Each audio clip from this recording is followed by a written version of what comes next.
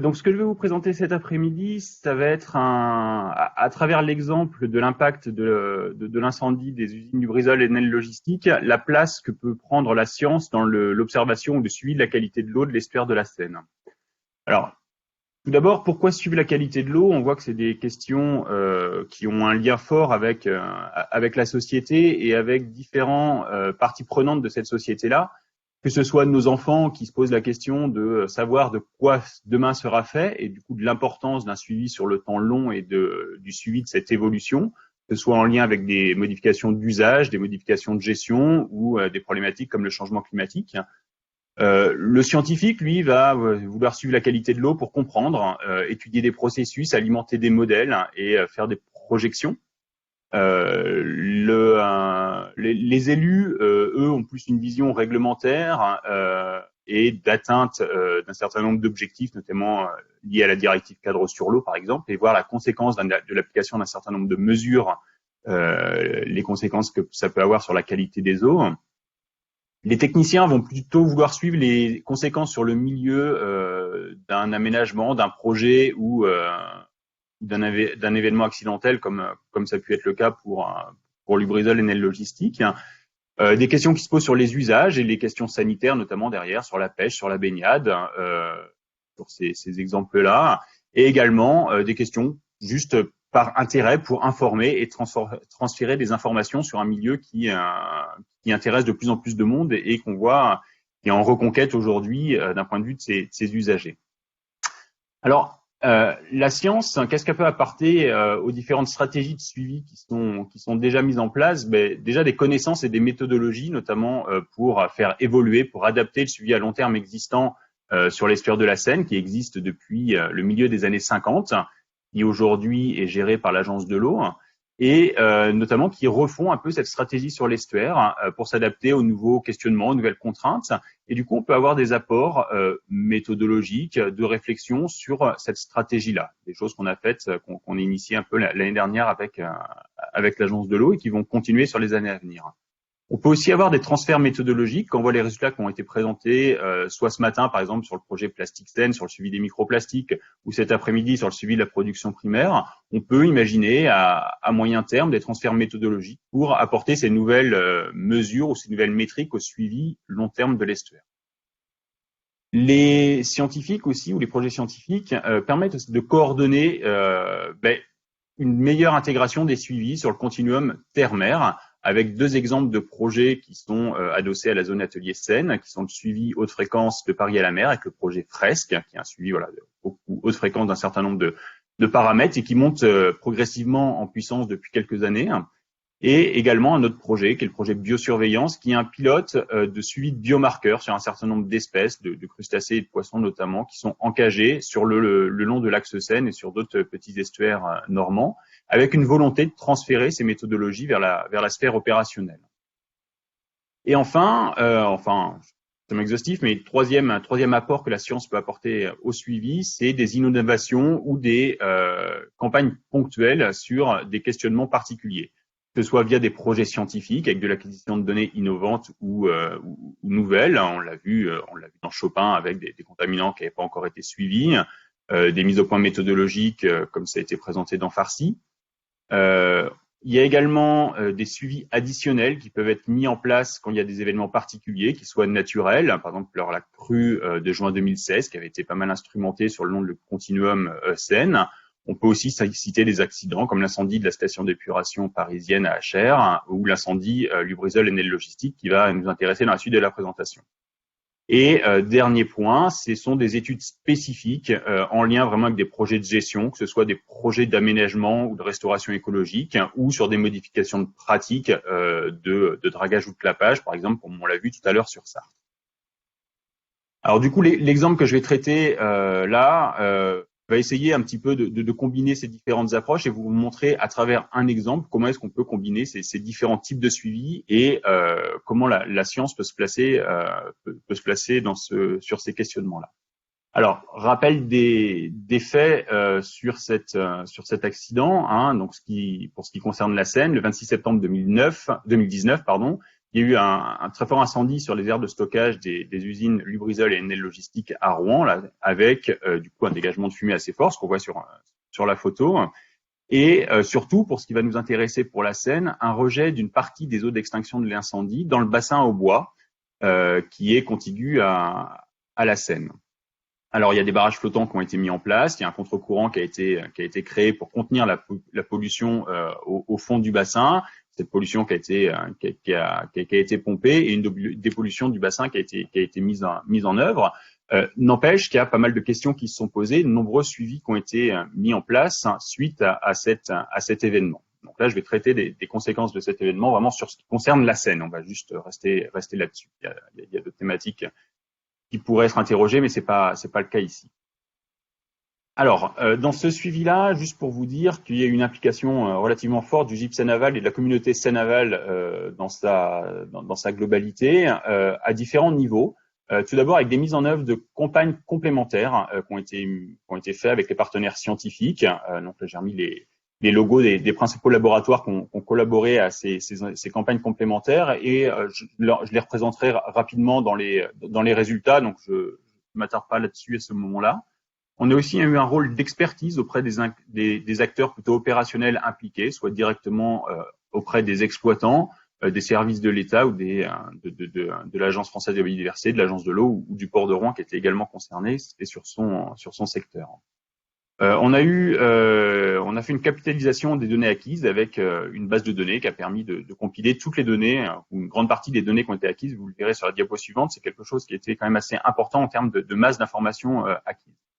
Et de toute cette base-là, on en a produit une synthèse croisée qui a fait l'objet d'un rapport qui est disponible, qui tournait autour de 4 questions: les données qui ont été acquises sur la Seine pour suivre l'impact de cet événement, le niveau de contamination en Seine, la toxicité pour le milieu, et enfin les effets pour les organismes aquatiques. Donc c'était ces différentes données ont été regardées à l'aune de ces différentes questions. Et enfin, on a aussi communiqué sur les résultats sur la base de données objectives et d'un travail d'interprétation pour donner des réponses au grand public sur l'impact de cet événement-là sur la Seine. Alors, du coup, ce que je vous disais tout à l'heure, pas mal de choses qui ont été faites, des campagnes d'analyse chimique sur l'eau, sur le sédiment, pour quantifier les contaminants qui étaient présents dans le milieu et qui ont pu être apportés lors de l'événement. Il y a eu des campagnes plutôt d'écotoxicité, on va dire, avec des mesures de bioessais et de biomarqueurs, donc là plutôt pour évaluer la toxicité de ce qui a été apporté en Seine et des effets éventuels sur le vivant. Et ça a été fait à des échelles spatiales différentes, ce qui s'imbriquait, donc le bassin au bois, de l'échelle vraiment locale où il y a eu les rejets, sur la boucle de Rouen, donc sur la Seine au niveau de la boucle de Rouen, et à l'échelle de l'estuaire de la Seine, donc vraiment du local au global. Et sur l'échelle temporelle, on a regardé ce qui s'était passé plutôt à court terme, donc dès fin septembre 2019, et ça a continué jusqu'à plusieurs mois après l'incendie pour aller, si ce n'est sur du long terme, au moins sur du moyen terme. Alors cette figure qui est un petit peu compliquée, il n'est pas tant que ça. Finalement, on a l'échelle du temps, donc de septembre 2019 où on a eu l'incendie là sur mes pointillés en rouge jusqu'à plusieurs mois après, donc là mars 2020. Et sur l'échelle des ordonnées, on part du barrage de Pose en bas jusqu'à Honfleur, donc à l'aval de l'estuaire, et avec un zoom dans le bassin en bois à Rouen, qui est donc l'encadré gris. Et tous les autres petits encarts sont les campagnes qui ont été menées. En gros, ce qui est en violet, c'est les campagnes de chimie, les bioessais en vert et les biomarqueurs en orange, sur différentes matrices. Donc, pour vous montrer un petit peu comment est-ce qu'on a pu compiler ces données, que ce soit des données réglementaires, que ce soit des données de suivi du suivi de l'Agence de l'eau, donc de suivi plutôt patrimoniaux ou pérennes, et des campagnes additionnelles, souvent menées soit par les scientifiques ou par les gestionnaires, et également avec des données réglementaires.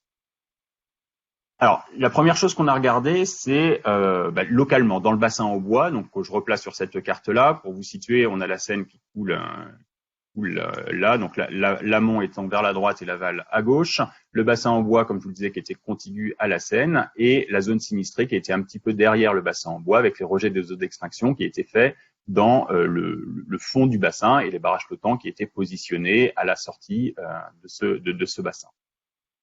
Alors, à court terme, qu'est-ce qui s'est passé dans ce bassin? On a eu surtout un apport de matière oxydable et une désoxygénation assez forte du milieu sur les premiers jours. Donc là, vous voyez sur la carte les données d'oxygène qui ont été jusqu'à des mesures inférieures à 1 dans le fond du bassin, là quelques jours après l'incendie. Mais par contre, qui restait cantonné cette désoxygénation au bassin et aux quelques jours qui ont suivi les apports. On a observé une mortalité de poissons qui s'est ici cantonnée au bassin avec une centaine de kilos qui ont été ramassés, quelques oiseaux mazoutés et un apport identifié de polluants, plutôt d'hydrocarbures et de zinc, qui est un marqueur de l'activité de Lubrizol. C'est ce qu'on voit sur le graphe qui est à droite, où vous voyez les teneurs, notamment les principaux HAP qu'on a mesurés, qu'on a identifiés comme étant apportés par les eaux d'extinction, naphthalène notamment. Et vous voyez, on a des teneurs assez fortes quelques jours après l'incendie, mais qui sont revenues très rapidement sur des concentrations beaucoup plus faibles, donc un apport à court terme identifié au niveau du bassin en bois. Si on regarde à court ou moyen terme, il y a eu pas mal d'analyses chimiques qui ont été faites, que ce soit sur l'eau ou sur le sédiment. Là, je vous représente des données sur le sédiment. Donc, l'histogramme qui est à gauche, c'est une mesure des principaux HAP. Que ce soit dans le bassin au bois, donc les histogrammes en rouge, à proximité, ceux en jaune ou en marron, et à plus grande distance en turquoise. Et on observe qu'on a globalement un gradient entre la Seine et le bassin au bois, croissant dans le bassin et qui va aussi augmentant vers le fond du bassin. On a également identifié avec des analyses chimiques non ciblées faites par le LESU, donc une campagne scientifique particulière, qu'on avait une présence de molécules chimiques en plus grand nombre dans le bassin au bois, donc là les traits verts et noirs, par rapport à d'autres bassins à proximité, sans forcément pouvoir identifier tous les pics. Il y a eu quelques propositions de marqueurs, mais voilà, de montrer une présence de contaminants chimiques un peu plus forte. Avoir en tête que on a en explicatif forcément les apports de l'incendie, mais on voit pour ce gradient croissant vers le fond du bassin forcément des hypothèses liées avec des accumulations de sédiments fins dans le fond du bassin liées à sa configuration, qui sont non dragués, donc qui peuvent être potentiellement plus anciens et avoir une charge en contaminants plus élevée, avec des contaminations historiques. Il y a aussi d'autres émissaires qui sont présents dans ce bassin-là. Donc on n'a pas pu identifier la part vraiment associée à l'incendie en tant que tel par rapport à la part en place déjà précédemment à l'incendie. Pour les autres familles de contaminants, PCB, BTEX, phénol, perfluoré, etc., il y en a beaucoup qui ont été regardés. On est dans la même gamme de valeurs qu'à proximité du bassin en bois, enfin dans le bassin ou à proximité du bassin. À moyen terme, on a aussi regardé, fait une batterie de tests de toxicité. Donc là, ils sont repris dans ces deux tableaux-là. C'est des choses qui ont été faites avec Toxem. Donc des bioessais à la fois dans l'eau, donc là quelques semaines après l'incendie, et dans les sédiments de façon un peu plus tardive, dans le bassin au bois, en sortie de bassin également.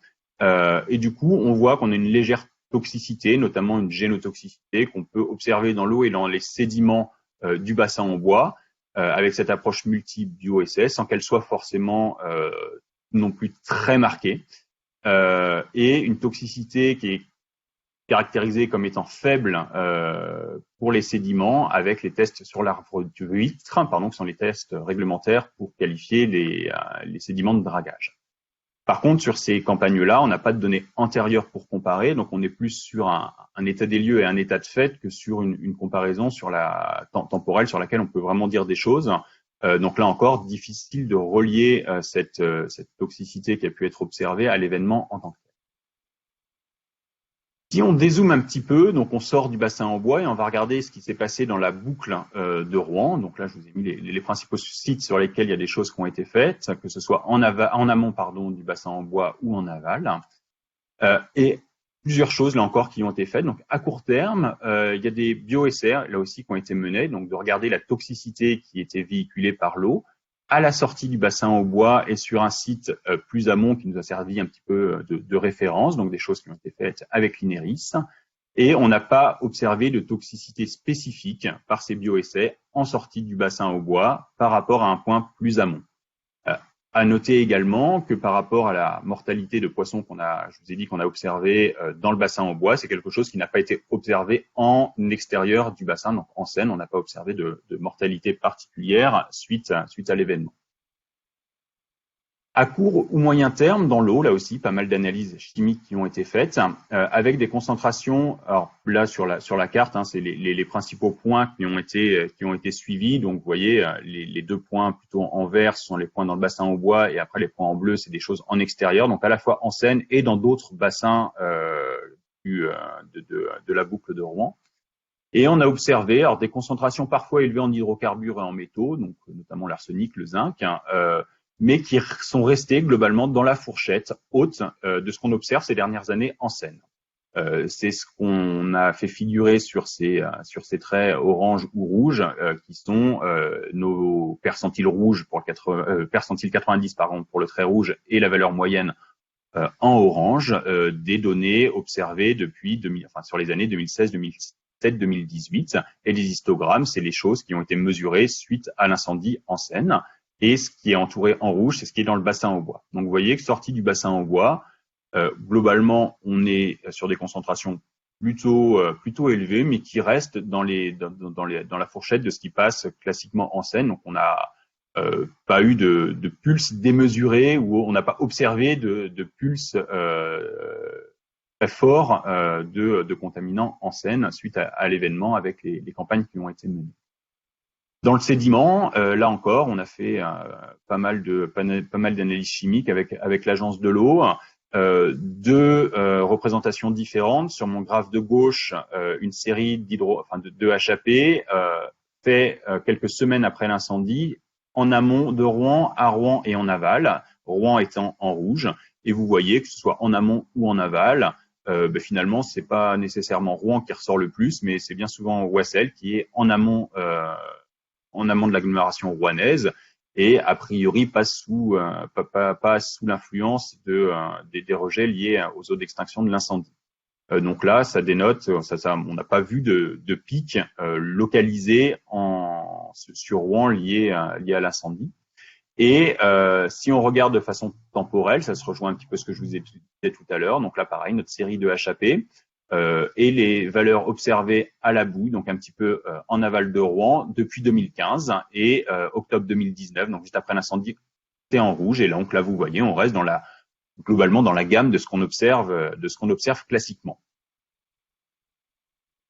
On a également suivi un certain nombre d'effets via des biomarqueurs, avec une campagne spécifique qui a été menée de cadging, de flets et de crevettes, donc qui a été lié au projet HQFish, pour ceux qui avaient suivi ce projet-là. Donc la même méthode de pose de casier en Seine avec des flets, et là on y avait ajouté des crevettes pour regarder un certain nombre de biomarqueurs sur ces espèces après exposition au milieu de quelques semaines.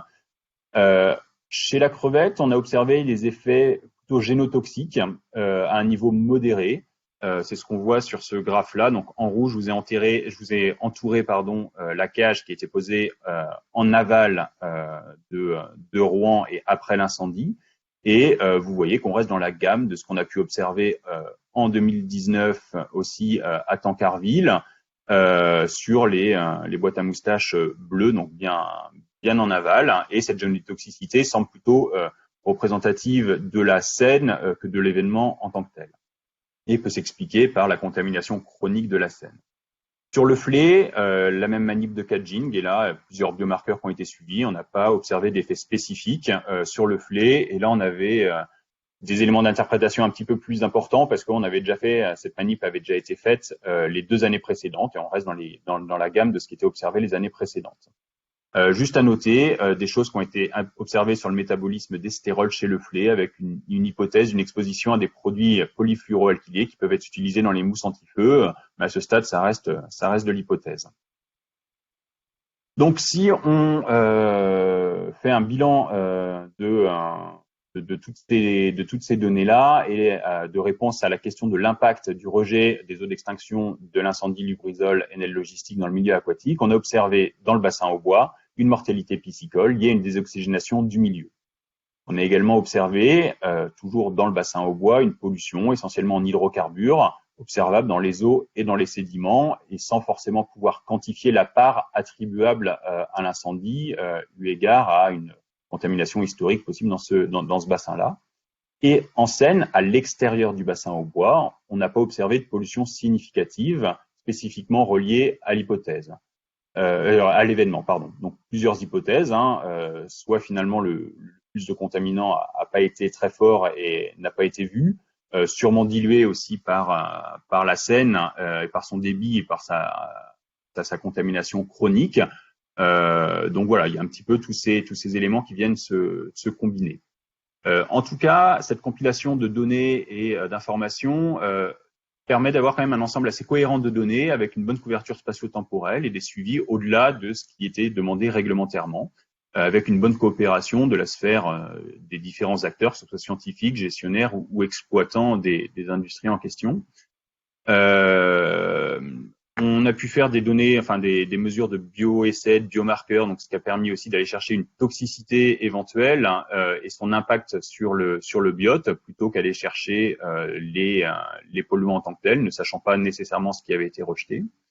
Et par contre, voilà, il y a quelques données qui sont pas encore disponibles et on n'a pas eu de coordination globale dédiée vraiment saine, donc ça a un petit peu compliqué les choses. La configuration physique du bassin au bois, comme je vous le disais, c'est d'autres, ça pose d'autres hypothèses sur la contamination qu'on a pu voir. Donc ça empêche de relier directement tout ce qu'on a pu observer à l'incendie et une méconnaissance de la contamination antérieure de ce bassin-là. On n'a pas de données de chimie sur le biote et forcément on peut pas être exhaustif sur ce qui a été suivi. Sur les toxicités, on a manqué de données vraiment à court terme de toxicité aiguë sur ce qui s'était passé. Donc là aussi, on a pu manquer quelque chose et on n'a pas trop de recul sur ces données-là pour l'interprétation un petit peu temporelle, si on est dans des gammes classiques ou pas. Et enfin, sur l'impact, comme je vous le disais tout à l'heure, là aussi, on n'a pas énormément de recul sur ce type de suivi-là et la continuation chronique du milieu peut masquer les impacts liés à l'incendie. En tout cas, du coup, il y a un rapport qui compile toutes ces données, si vous voulez vous y reporter pour plus de détails. Et pour revenir un petit peu au thème de départ de la présentation, qui était la place de la science sur le suivi qualité de l'eau de l'estuaire de la Seine, ce retour d'expérience permet d'avoir quelques éléments de réflexion et de renforcer l'importance de disposer de données de suivi récurrentes et pérennes pour avoir des références, pour avoir une évolution sur le moyen et long terme et avoir des choses auxquelles se référer quand il y a un événement comme ça qui se passe et pouvoir interpréter nos données. Ça met aussi en évidence la nécessité d'avoir des suivis spécifiques et complémentaires en lien avec l'événement pour le comprendre au mieux et du coup de pouvoir faire des choses additionnelles par rapport à ce qui existe déjà. Ça montre aussi le besoin de développement méthodologique pour répondre aux questions que pose un événement comme celui-ci et pour évaluer au mieux l'impact d'un pic de polluants sur l'écosystème estuarien pour ce qui nous concerne. Et on voit avec aussi toutes les intérêts médiatiques et de tout un chacun sur cette question-là de l'impact de l'événement, l'importance de communiquer sur la base d'un travail objectif avec des données qui ont été acquises de façon pertinente. Et du coup, le GIP a un rôle dans ce genre d'expérience-là, j'allais dire, pour mutualiser les différents moyens qui peuvent être mis à disposition ou qui peuvent être ajoutés, pour coordonner les suivis complémentaires, pour capitaliser les données, pour avoir une vision et une échelle un peu globale et pour communiquer sur les résultats. Donc voilà, je vous remercie de votre attention. Je vous ai juste remis quelques petites extraits d'articles de presse pour montrer que le suivi de la qualité de l'eau, quelle que soit la thématique, c'est des choses qui intéressent localement. Et à chaque fois qu'on en parle, on est relativement souvent sollicité. Donc pour montrer l'intérêt de la société pour ces résultats-là, pour ces suivis-là, et du coup l'importance de ce travail qu'on mène ensemble. Je vous remercie pour votre attention.